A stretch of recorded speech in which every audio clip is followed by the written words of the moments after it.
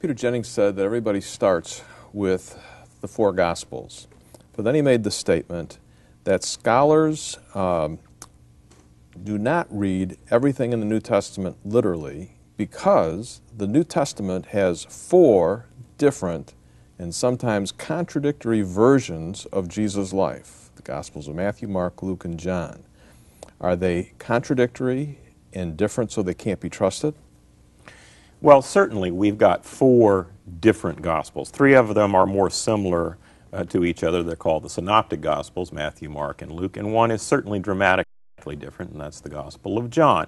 Now, I would liken this to four portraits of the same person.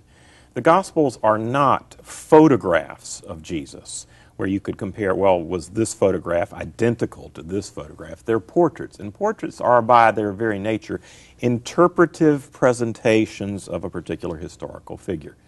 The truth of the matter is about Jesus that he's such a large and compelling historical figure that no one portrait of Jesus could do him justice. He needs to be seen from different angles with different takes and different foci.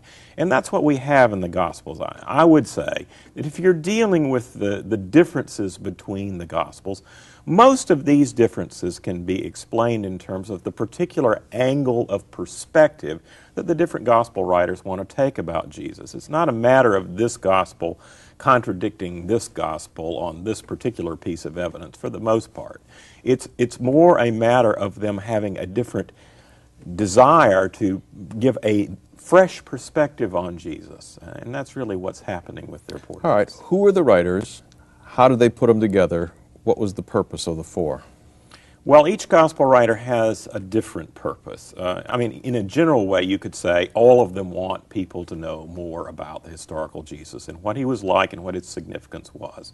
But when you get beyond that, each Gospel writer has written for a different audience at a different time with different purposes in mind.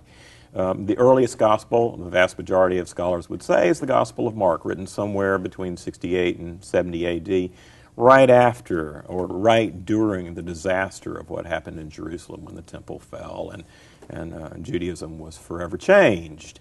After that, we have the Gospel of Matthew and Luke, both of whom probably used the Gospel of Mark as one of their primary sources to write their Gospel. And finally, we have this independent testimony of the Gospel of John, written in my mind probably by a Judean disciple, and that's one of the reasons it's such a different portrait that we have than in the Synoptic Gospels. So the Gospels were all written at different times for different audiences. For example, Mark, I think, was written for Roman Christians. Most would say the Gospel of John was written for an audience in Asia Minor, the western part of Turkey. We could go on like that and say that explains some of the differences that we have in those Gospels.